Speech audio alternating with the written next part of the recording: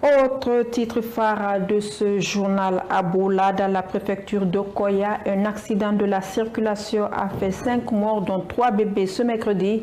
49 personnes ont été également blessées, dont 5 dans un état critique.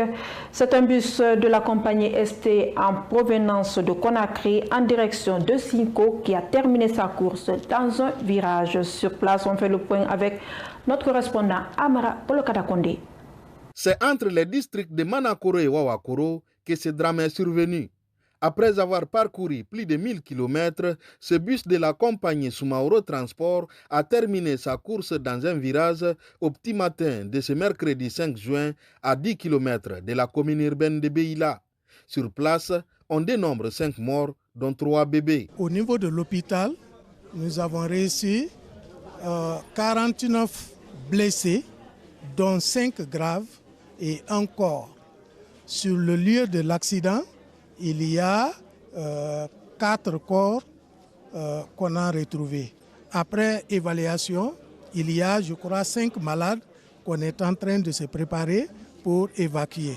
Les autres cas seront pris en charge au niveau de l'hôpital préfectoral de Bela. L'évaluation va continuer parce que nous allons faire la radiographie.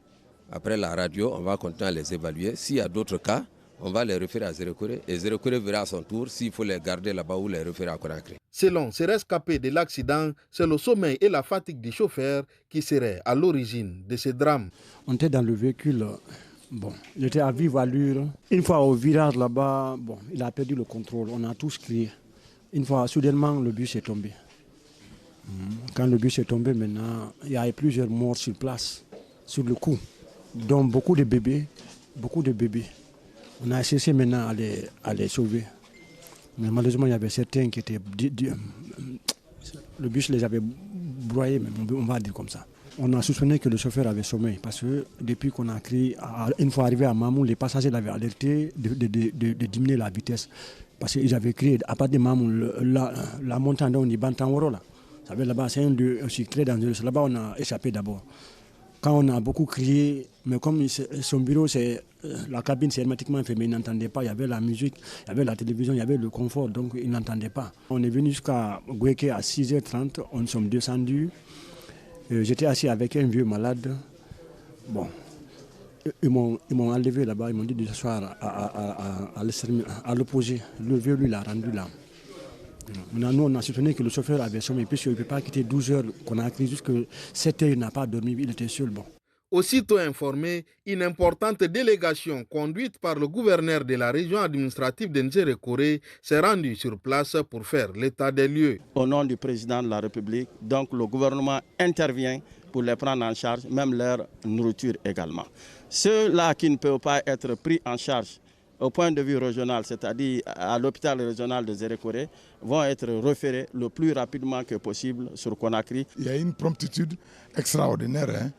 Dès que nous avons été saisis, tout de suite, les équipes se sont mises en place et tout de suite, on s'est rendu à Bela. Ils sont venus avec toutes les ambulances de l'hôpital régional de Zérekore, plus l'ambulance du camp. Et on a trouvé déjà que les soins primaires étaient déjà effectués et les malades, les graves étaient déjà triés en direction de Zérekore. Et les dispositions sont aussi prises là-bas par rapport à ça.